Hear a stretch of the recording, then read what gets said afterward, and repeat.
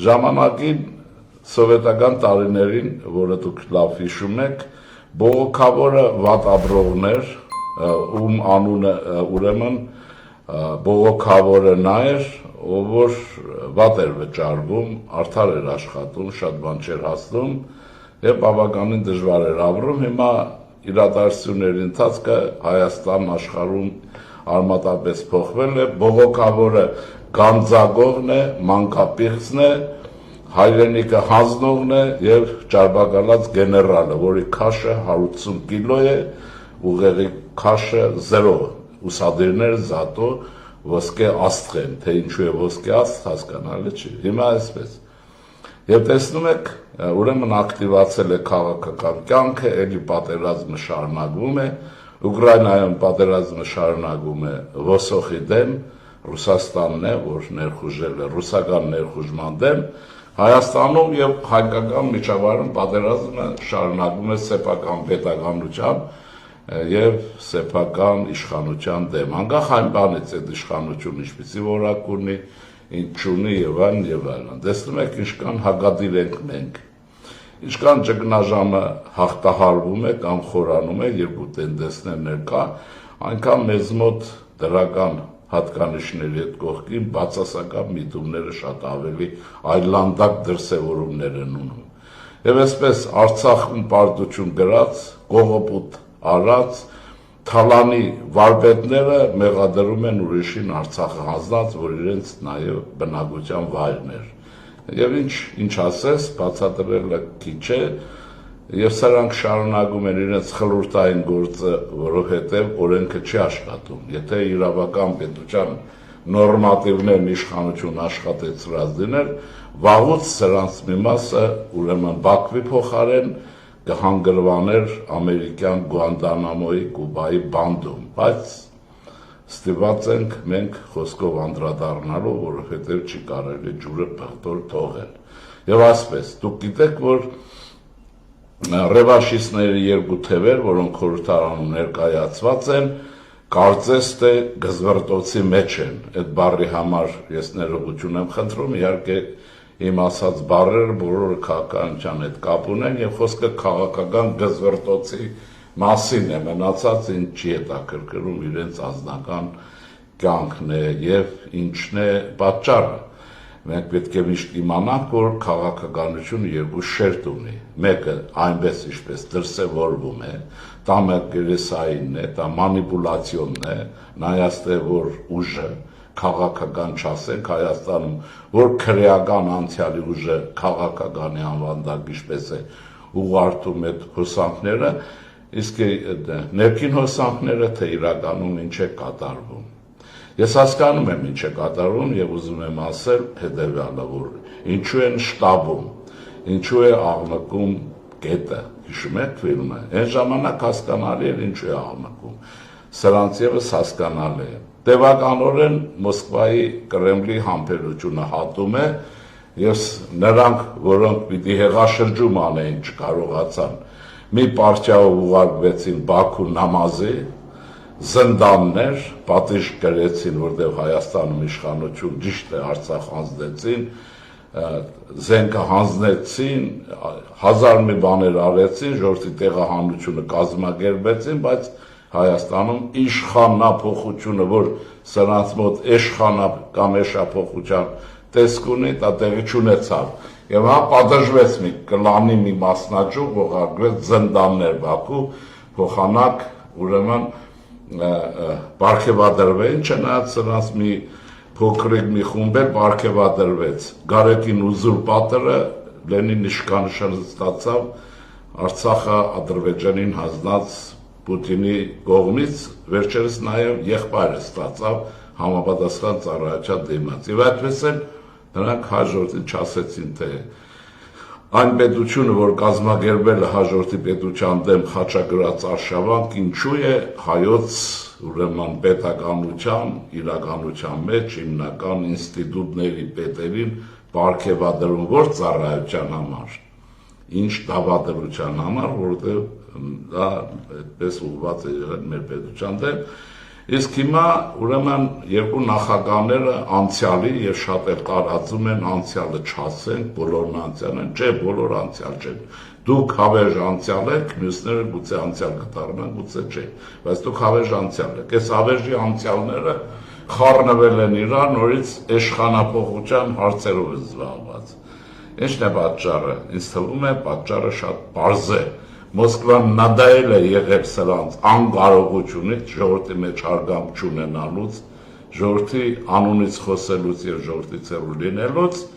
եւ իշխանապողություն չկարողանում անել եւ խոսակցություններ կան, նույնիսկ միջազգային լրատվամիջոցներում, որ Մոսկվան ռեզիդենտին փոխել է, այսինքն այն սիրեցյալին,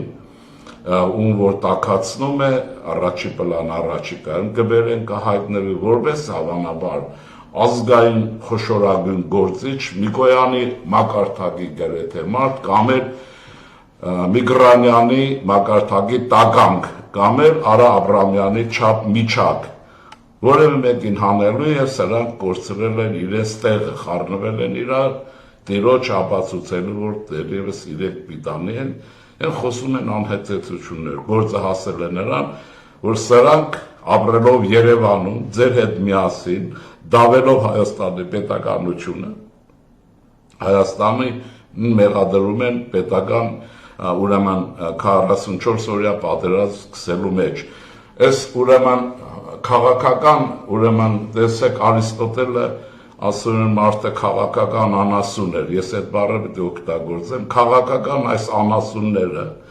ուրեմն խեղաչուրելով իրականությունը կամ լինելով այնքան անգրագետ քաղաքականության մեջ, գուցե դիտավորյալ, գուցե ոչ, ուրեմն անտեսում են բոլոր հայտարարությունները, Շոյգու, Մոյգու, ուրեմն Գուրգինով եւ այլն, բոլորը, որոնք բացատրում է, որ այս բոլորը եղել է Լավրովի պլանով, Հայաստանը պետք է պարտվեր նաեւ մեր հանրապետությունը նաեւ Լավրովի պլանով, բայց սրանց այն բանին չի, հիմա սրանց մի օր երբ Լավրովը սպանի վերցնի, Լավրովի պլանով Հայաստանը պարտվեց, իրենք ասում են Հայաստանն է սկսել պատերազմը, խայտարակություն է։ Եղ չանդրադառնամ սրան, ուրեմն սա անցյալի, ուրեմն գերեզմանից միջիչ, հասկանում եք ոնց է, այս կան մարդը անցյալ լինի, մարդկային բանականությունն ու մարդկային մթագնած լինի, տգիտությունը այն չափն ունենա, որ երբ աշխարհում ցանկացածին հասկանալի է, որ Արցախում պատերազմը սանձազերծել Ադրբեջանը Ռուսաստանի սխեմայով, Հայաստանի իշխանություններին մեղադրի, այս հիմա հայ է թե չէ, այդ են թուրք է, որ ասում են, ես այդ տարբերակը նկատի չունեմ, իրականում այս մարդիկ հայ են թե չէ, եթե հայ են հաջորդ սրանցից պետք է հրաժարվի եւ պատժի իհարկե, պատժի բոլոր իմաստներով, այդ ինչի որ չպետք է պատժվեն, հիմա սրանք խառնվել են իրար, երբ մտածում են Հայաստանում նոր իշխանությունը երևի այլևս թավշյա իշխանություն չի լինի, այլ իսկապես կվերցնի կխուզի եւ սեփականությունները կպետականացնի։ Օրինակ ես կարծում եմ, որ մի 10 հոգու հանրապետության կամ պետության առաջին մի քանի ուրեմն առաջի դեմքերի սեփականությունները պիտի ուրեմն ազգայնացվի եւ դրամադրվի պետության դրամադրության տակ պետական պահպանություններ պիտի վերացվի, ինչքան կարելի է։ Հիմա ուրեմն այս հերանեկարները կան, երկրորդ մասը կա, որի մասին ասում եմ, տարօրինակ բան կատարվեց Մերձբալտիկայում, Մերձբալթյան հանրապետություններից կամ Բալթյան պետություններից մեկում, Տալլինի մայրաքաղաքով Էստոնիայում, դուք տեսաք վերջին հաշվով մեր պետականության հիմնարար մի արարողություն, որը եղել է Տրտատ մեծի օրերից, Գրիգոր Լուսավորիչի, որը համառորեն տորպետահարում է հայոց ուրեմն առաքելական եկեղեցու սրբազան գահը սեփականաշնորհած ուզուրպատորի կողմից, որը մոռացվել է։ Նաև չմոռանանք Անտիլիասը, որոնք այս երկուսն են, որոնք իրար հետ ողերիմ թշնամիներ էին սովետական տարիներին, ողերիմ։ Հիմա եղբայրացել են Հայաստանի պետականության դեմ պատերազմում, տարօրինակ բան է։ Սա երևի աշխարհում ուրիշտեղ չի եղել, չի լինի։ Եվ այսպես ուրեմն ինչ է կատարվեց։ Մենք տեսանք, թե ինչպես է ուրեմն Բալթյան երկրների ուրեմն հայոց առաքելական եկեղեցու թեմի առաջնորդ Վազգեն Սրբազան Միրզախանյանը ըստ ուրեմն կանոնագրի ըստ ուրեմն Տաթև Մեծի եւ Գրիգոր Լուսավորչի ավասահմանած ավանդույթի Հայոց Հանրապետության վարչապետի հետ ուրեմն անցկացնում արարողություն միասին հայրմեր արտասանում եւ այլն եւ ճանաչում պետական իշխանության գերակայությունը։ Ուրեմն այս շպիոնների համար մահացու բան է եւ անմիջապես ուրեմն ռուսական շահերի պաշտպանության եւ Ղարաբաղյան կլանի հետ սերտ առնչություն ունեցող ուրեմն հոգեվոր դասը մի չգիտեմ ինչ ասեմ, բառը չեմ ուզում ասել, բայց մի վայնասուն են բարձրացնում աշխարհում եւ քննադատում են arczepiskopos-ին այն բարակ Սրբազանին այն բարակայի համար, երբ մարդը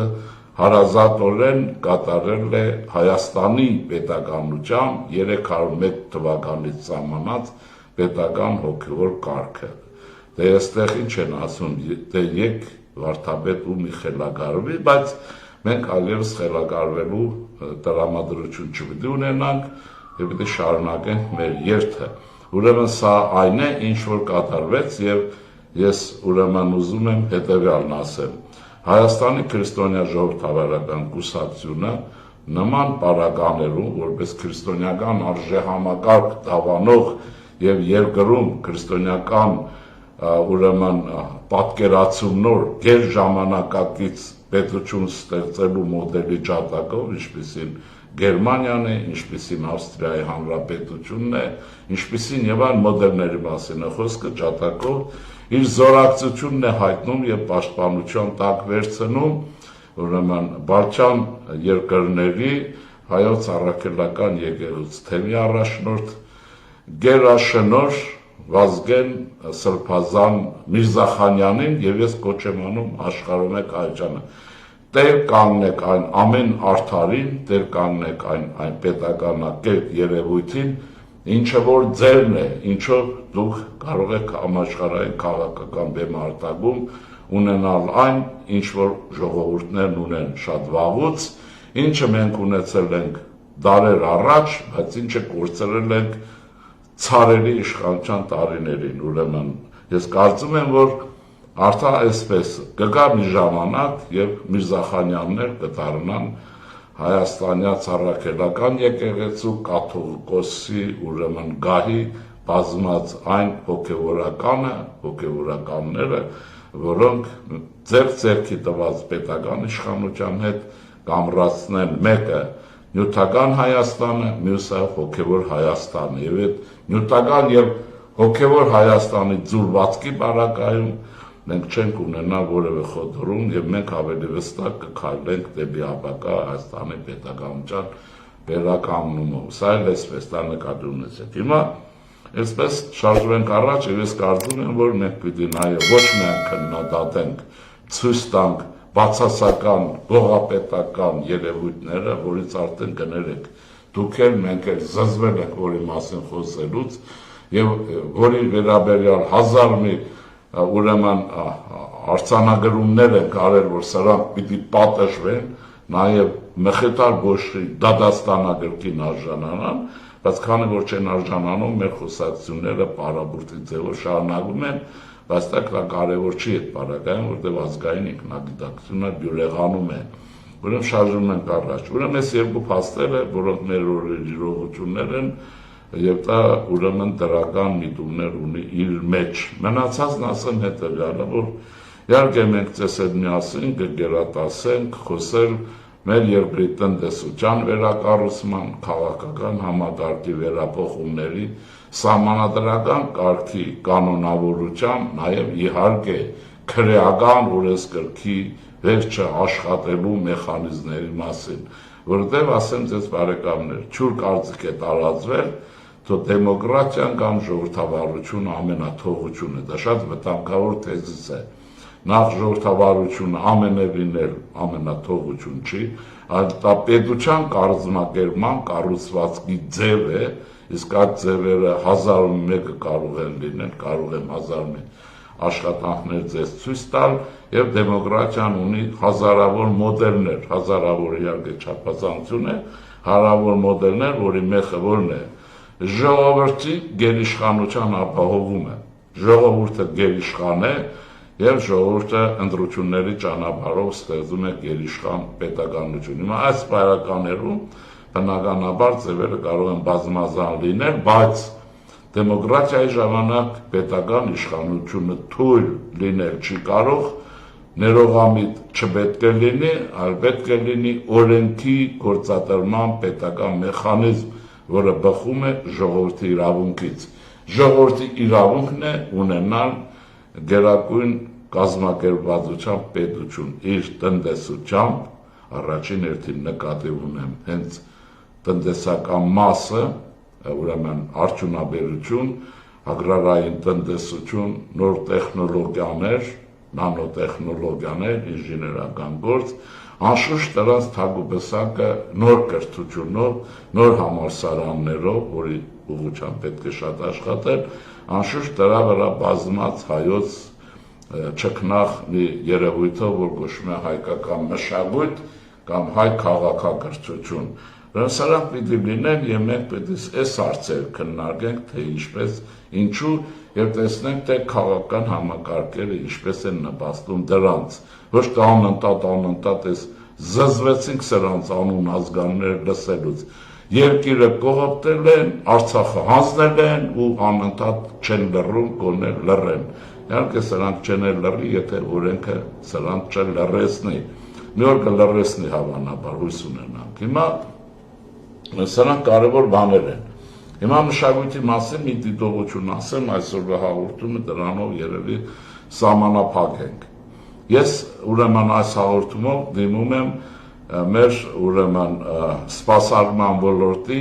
ամենակայացած ճյուղերի մեկի սեփականատերերին կամ մենեջերներին։ Ես նկատի ունեմ տվյալ բարականում ռեստորանային, սրճարանային տնտեսությունը, որը հաջողությամբ Հայաստանում զարգանում է եւ իմ տեսածով կարող եմ ասել, որ Հայաստանի Հանրապետությունում, եթե գները նկատի չունենանք, իսկ գները պետք է մի քիչ անգում ունենա, որ ժողովուրդը դրանից ավելի շատ օգտվի, ուրեմն եթե դա նկատի չունենանք, մենք կարող եմ ասել, որ երկրներ ասեմ, որ ես եղել եմ եւ վստահ կարող եմ ասել, նախապատերազմական Ուկրաինա, կարող եմ ասել հենց Ավստրալիա, որ մի քանի որ առաջ եմ եղել այնտեղ, Միացյալ Նահանգներ, որ մի տարի թե երկու տարի առաջ եմ եղել, կարող եմ ասել, որ Հայաստանի ուրեմն ռեստորանային ընդհանրական տնտեսությունը շատ ավելի անգամ կազմակերպված եւ ուրեմն հաճելի տեսք ունի, քան նույնիսկ գերզարգացած այս պետությունները, գուցե ուրիշ տեղեր եղել է, ես կարող եմ ասել նաեւ Իսրայելը նույնիսկ համեմատելու բան չունի այս բարակայում Հայաստանի հետ։ Ուրեմն ինչ եմ ուզում ասել, այս ոլորտը կայացել է եւ մարդիկ մասնակիցների կամ սեփականատերերի հետ զրույցներն ցույց են տալիս եզրակացնելով, որ դա այդպես է, որովհետեւ այստեղ պետական հովանավորություն չկա, կա ազատ մրցակցություն օրենքի շրջանակներում, ինչը մեր բոլորի խնդիրն է, որ Հայաստանը դառնա ազատ մրցակցության օրենքի գերակայության, որը բխում է իրավունքից, հաջորդ իրավունքից, ուրեմն այս բոլորից բխող երևույթ է եւ մենք ունենք մեծ հաջողություն այստեղ։ Հիմա այդ մեծ հաջողությունն ավելի մեծ կլինի, ինչի մասին ես ուզում եմ ասել եւ շնորհակալություն եւ սեփականատերերին եւ կազմակերպիչներին, իհարկե նաեւ բարեկրթորեն սպասարկող տասնյակ կարելի ասել 100, գուցե եւ հազարավոր մեր այն երիտասարդ տղաներին, աղջիկներին, ուրեմն կանանց եւ տղամարդկանց, որոնք հաճելիորեն սպասարկում են, ապահովելով ոչ միայն եվրոպական ստանդարտ։ Ես ուզում եմ ասել, որ մենք այդ Եվրոպա գնալ չգնալու պարագայով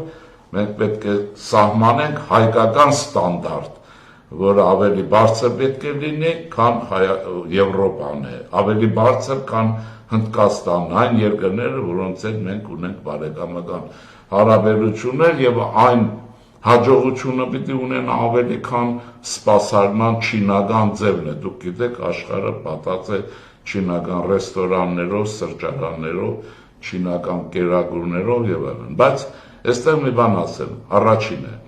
մենք այդուհանդերձ դժվար ենք առանձնացնում հայկական կերակրատեսակները ընդհանուրի մեջ, սա պիտի նկատի ունենալ եւ այստեղ քրտնաջան աշխատանք անել, որովհետեւ մենք էլ ունենանք այնպիսի բրենդներ, հիմա ինչպես ասում են, ինչպես են ասենք իտալական պիցցան է, անկախ այն բանից, որ գիտենք, որ յուրաքանչյուր լավ տանտիրուհի, լավ տղամարդ, որը սիրում է պատրաստել, կարող է պիցցա պատրաստել, բայց պիցցան բոլորը գիտեն, որ դա իտալական կերակրատեսակ է։ Խինգալին ինչ կանել գովեք ասեք, օրինակ ես վստահաբար կարող եմ ասել, որ մեր խինգալին գերազանց է, քան վրացականը, Թիֆլիսին է, ախալքալակին է, ջավախին է, բայց այդուհանդերձ դա վրացական կերակրատեսակ է։ Հիմա որն է բրենդային այն կերակրատեսակը, գինիների մասին չեմ ասում, որտեղ հայկական գինիների որակը շատ ավելի որակյալ է դառնում, բայց շատ է ռեստորաններում, շատ քիչ է հայկական կոնյակը։ Մինչդեռ կոնյակը պետք է շատ դիներ, քան թե ուրեմն օղու մասին է խոսքը եւ այլն, որովհետեւ կոնյակը չի հարբեցնի, օղին կհարբեցնի եւ օղին մերը չի, դա արաղն է, կամ թուրքերեն արաղն է, կամ ռուսական ոդկան է զակուսկիով։ Մեր առաջինը գինին է, երկրորդը մեր բարձանք հայկական կոնյակ։ Բայց դրանք պետք է ռեգլամվեն, բացատրվեն, որ յուրաքանչյուր մեկը Ավստրալիայում լինի, թե Չիլիում, լինի Գրենլանդիայում, հենց իմանա, չիմանա հայը ինչ բան է, Հայաստանը չէ, բայց ասի սա հայկական է։ Ինչպես որ բոլորը չգիտեն Իտալիան որտեղ է, Իտալիան ինչ է նշանակում, բայց ասում են իտալական պիցցա։ Ուրեմն այս հարցը բրենդի հարցը պիտի լուծել, որտեղ որպես քաղաքագետ ասեմ ձեզ, սիրելիներ, ուրեմն փափուկ ուժը պետության, որը մշակույթի, ավանդույթների, աշխատանքի կազմակերպման մեջ է, երբեմն ավելի հզոր բան է, քան միջուկային զենքն է։ Պետություններն ու ժողովուրդները աշխարհի պինդ փակված դռները շատ հաճախ բացում են փափուկ ուժով, soft power-ը, եւ դա մշակույթն է, ավանդույթն է եւ այլն։ Հիմա երկրորդ մասն եմ ասում, որովհետեւ մենք ունենք մի խնդիր, որը սովետական տարիներից հետո շատ ավելի սրվել է։ Մեր ժողովրդի մի զգալի մասը, ես դա չարությամբ չեմ ասում, շատ ցավով եմ ասում, ժամանակի օրերի ժամանակ չունենալու խնդրի պատճառով անգրակետ է, դա ավելի շուտ բարեհունչ գրակետ չի, ազգային ագույթին չի տիրապետում եւ նրա ուղեղը լվացում է ռաբիսով, լվացում է թուրքական ելևեջներով, ռուսական բարտերով, որից ես զզվում եմ, են գասպադա օֆիցերի, թե ինչ։ Ուրեմն այս նման բաներ, հիմա ինչ եմ ուզում ասել, սրանք պիտի դուրս մղվեն մեր ռեստորանների հաճելի միջավայրերից, հարսանյաց հանդեսներից, դուք տեսնում եք ինչ լավ կազմակերպում է, գեղեցիկ շնորհավոր եւ դրա համար ասել եմ կրկնեմ, դուք կարող եք նախաձեռնել եւ դասական երաժշտություն ուրեմն ներդնեք այդտեղ, օրինակ ինչ կլինի, եթե այն տեղ որտեղ երեկոյան մարդիկ նստում են, զրուցում են, իհարկե սնվում են եւ իրար հետ ուրեմն քրտնջալով խոսում են, որովհետեւ հարևաններին չխանգարեն, հետ չի խանգարի, ենթադրենք, եթե դուք Վիվալդիի երաժշտություն միացնեք, մի զարմացեք։ Ընդհանրապես չի խանգարի, եթե այդ կամարների տակ հնչի Լուսինե Զաքարյանի անկրկնելի աստվածային ձայնը եւ երգը։ Սա կկրթի, դուք պարտավոր եք, սեփականատերերի մասին է։ Դուք մի հարցը լուծել եք, հիմա պետք չի ամեն ինչ պետության վրա գցել։ Ուրեմն դուք կարող եք մշակութային հեղաշրջում անել, ասենք նաեւ հարսանիքներին այդ թևածի ազնավուրի այդ ոգեղեն ինչ ասեմ զմայլելի հոգի շոյող կյանք ապարգևող եւ ձեզ հայի արժանապատվություն ձեզ վերադարձնող երկով երաժշտությունով այդ մենք շատ բան ունենք, իմիջիայլոց ես ուղղակի ցցուն դեպքերն եմ ասում, եթե դուք ձեր ուրեմն ոգեղենի բարձրացման համար համապատասխան միջավայրում, հատկապես երիտասարդության մեջ, շատ պետք չի խոսել հայրենիք սիրում եմ, դե որովհետև դա այնպես տրաֆարետ է վերածվել, այ եթե նման միջոցառումներին, օրինակ եմ ասում իհարկե, եթե դուք, որ ասենք, Էդուարդ Դարբինյանի ձայնը հնչեց կատարումով երգը հնչեցնեք, դուք հայրենասերներ կունենաք, դուք բարեգիրտներ կունենաք, բարձր ճաշակ ու մշակույթեր կունենաք եւ իհարկե կունենաք Գիգորի փոխարեն մարտնչող հայ տղա, որը կամ աղջիկ պատրաստ է ամեն ինչի։ Ինչ եմ ուզում ասել, մշակույթը բարձրացում է, նկատի ունեցեք, գամ, ես ձեզ ասեմ հետաքրքիր մի բան, եթե համապատասխան միջավայրերում են տրամադրության հայկական կոնյակի ազդեցության տակ, մեկ էլ հնչի Արամ Խաչատրյանի Սուսերով բարը, իհարկե ոչ թե իրար ծեծելու համար, այլ այդ միջավայրը փոխելու համար։ Ես ձեզ մի բան ասեմ, սիրելիներ, եթե դուք կգնաք Իսրայելում կամ Հորդանանում առավել ևս, ուղղակի գիտեմ, որ Հորդանանում քիչ է լինում հայություն, ես զբոսաշրջիկ եւ այն նկատի ունեմ, իսկ Երուսաղեմում շատ է լինում, ուրեմն եթե դուք փորձեք մի երկու անգամ Հորդանանի թագավորական ալիքը լսել, որտեղ նրա թագավորական ալիքը սփռվում է Իսրայելի տարածքում շատ հարմար ձևով, ես դա ինձ համար 3 տարի ուղեկից է եղել, կարծես թե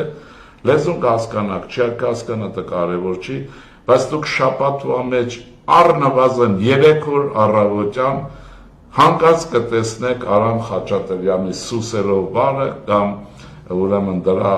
ոգեղենի երաժշտություն եւ արաբական նժույգը, որ սարերով կակաշների միջով սլանում է առաջ, իսկապես եմ ասում, հենց Արամ Խաչատրյանի Սուսերով բարը կամ օպերան ամբողջովին կամ կիսատ եւ այլն, շաբաթը 2-3 անգամ դուք հաստատ կտեսնեք եւ կշշմեք, իսկ ինչու դա չեք ուզում շշմել հենց Երևանում, հենց հարսանիքների ժամանակ, հենց կնունք ծնունդի ժամանակ եւ այլն, ինչու չեք ուզում, այդ պետք չի անընդհատ ասել մեր երկիր, հա կորցրել ենք, հասկացանք, հա կորցրել ենք, բայց որպեսզի վերադարձ լինի, առաջինը ցանկացած երևույթի վերադարձը գիտակցության մեջ է լինում, հա ձեզ օրինակ ասեցի, ձայնը հնչեց Էրզրումի հայոց լեռները եւ ձեզ կանչեց ոգեղենորեն վերապրել Հայաստանը, հայկական լեռնաշխարհը եւ իրար հետ հաճելիորեն զրուցել։ Այդ ժամանակ երբեք ոչ մեկը իշխանապողության մասին չեք մտածի, նույնիսկ կրկները կթքեք այդ իշխանապողություն բառ անգամ ստեղծողների եւ կլանի վրա, ինչու՞։ Որովհետեւ դուք արդեն հոգով վերադարձած կլինեք ոչ միայն Էրզրում, Կարին, ձեր հայրենիք, նաև կհասկանաք, որ առանց պետականության առանց ուժեղ պետական հովանավորություն ունեցող մշակույթի եւ տնտեսության ոչ մի տեղ չեք վերադառնա, առանց դրանց կվերադառնաք Ռաբիսի գիրք, թուրքական երաժշտություն եւ նեյնիմներ։ Այսպիսի բաներ, բարեկամներ, ուզում եմ ասել, որ ահա մշակութային եւ այլ վերադաստիարակությունը այսպես կարող եմ ասել, այո իմ խնդրանքն է տվյալ պարագայում, որպես քրիստոնյա ժողովրդավարական կուսակցության նախագահի մեր սեփականատեր գործարարներին, ովքեր որ այս սպասարկման ոլորտի, այս ոլորտներում այսպես աշխատում են, որոնք կարող են իրենց եւ այստեղ մեծ եկամուտներ ունենալ, ծերի չլիներ, նկատի ունեցեք, մարդիկ որպես լսեն Շարլ Ազնավուր կհաջախեն ձեր սրճարան մի բաժակ սուրճի, իսկ դուք էլ սուրճը կվաճառեք իրենց, այս է բիզնեսի կանոն, ուրեմն աշխատեք օգտվել դրանց, բայց մենք ազգովի մեր հոգիները կմաքրենք, իսկ հոգիները մաքրված Հայաստանում ռսաստրուկին տեղ չի լինի, ոչ է թրքահպատակին կլինի, ոչ թուրքի շանը, ոչ է ռուսի բանին, կագեբեյշնիկ, ուրեմն ուղղորդված ոչինչ չի լինի, կլինի Հայաստան, հայկականություն, արժանապատվություն եւ իմացեք, որ նման պետությանը շատ ավելի կհարգեն, ես վստահ եմ, հենց առաջինը Կրեմլի տիրակալները, որոնք ձեր մեջ տասնյակ տարիներ մեր մեջ աշխատել են, որ մեր ուղեղները փչացնեն եւ հաջողություն են ունեցել, այլևս այդտեղ դուք վստահ եմ, որ ովիչով նայով չեք խոսի կդիմեք, այնպես ինչպես դիմել են մեր նախնիները։ Մտերմիկ անուն առ անուն, մեր դիմելու ձևերը նկատի ունեցեք, երբ հայերը խոսում են բարյացական միջավայրում անունով են իրար դիմում, ինչու է դա այդպես, դա շատ մտերմիկ է, հարազատացնում է, իրար է կապում, իսկ ովիչովնա մերը չի թուրք թաթարական ռուսական մի աղբ է, որ մտել է մեր ուղեղի մեջ եւ մեզ իրարից բաժանում է, մենք ովիչ ու ովնա չենք, այնպես որ ինչպես որ Մովսես խորենացին, ովիչ չի, ովնա չի, եթե այդպես լիներ, Մովսես խորենացու հայրանունը կիմանայի, կամ Դավիթան հաղթի, կամ էլ Կոմիտասը, բայց չեք իմանում, որտեղ մենք այդ ավանդույթը չունենք, որտեղ մենք տաք, ջերմ եւ իրար սիրող ժողովուրդ ենք եղել, չենք եղել այսպես պառակտված դրտեսների, չեկիստների, ռուսական այլանդակություններով վերադաստիարակված մարդկանց։ Մենք պետք է վերակերտվենք, որպեսզի վերակերտենք մեր հայրենիքը, այսպես ասեմ, վերակերտեք, վերատիրացեք ձեր մշակույթին, մեր մշակույթին շատ հետո արագ դեր կդառնաք ձեր լեռնաշխարհին, հայրենիքին եւ այլն, հակառակը չի լինելու։ Խոսքս փակում եմ, այսօր ավարտեմ, ուրեմն Աստվածաշնչից Հովհաննես ուրեմն առաքյալի խոսքով հիշեք միշտ սկզբից բանն էր բանը եւ այդ բանը միտքն էր։ Իսկ այն մնացածը, որը Մարքսի խոսքը կրկնում եք, կեցությունն է որոշում, գիտակցությունը հակահայկականն է, դա բոլշևիկյան է եւ մեր կյանքն ապացուցեց, որ մենք այստեղ շատ արագ փչանում ենք, դրվում ենք նյութին եւ սկսում ենք իրար ոչնչացնել։ Հանրապետության մի դյուժին նախագաներ Արցախ Հայաստան, տեսեք, ինչպես փչացան։ Սրանք գուցեև շատ մարդիկ են եղել, շատ դաստիարակված հայրենիքին ներված, բայց սրանց ավազը ցեմենտը կերավ, իրենք նյութը, դուք տեսնում եք դեմքներին, սրանց մեջ նյութականությունից բացի ուրիշ ոչինչ չկա, ողորմելի մարդիկ են, իրենք իրականում դա խեղճության նշաններն է, ոչինչ չկա հոգիների մեջ, քանան սուտ խոսել, որ գանձագողությամբ չէ, որ միլիարդատեր են դարել, իսկ ինչպես գիտեք, աշխարհում բացի գանձագողությունը նախագահ չի կարող լինել ուրեմն ուրիշ մի բան, այ եթե սրանք են կոմսոմոլի փոխարեն կամ հրաժարվեն եւ իմանային, եթե այդ դասի մասին եմ ասում, ուրեմն սկզբից բանն է բանը եղել, ուրեմն այդ եթե նստած լիներ եւ այդ բանը միտքն է, հա, այն ժամանակ կլինեին ուրիշ մարդիկ, բայց դժբախտաբար այդպես է, կյանքը ցույց է տալիս, որ Մարքսի թեզիսը հայությանը շատ շուտ փչացնում է, բայց հայությունը չի ապրել մարքսիզմով, դա այդպես ուրիշ մի բան է, բոլորս ենք եղել, բայց եթե եղել ենք այդ սիստեմի մեջ, դա չի նշանակում հավերժ պետք է գերի մնանք նրան, ինչ որ մեզ պարտադրվել է։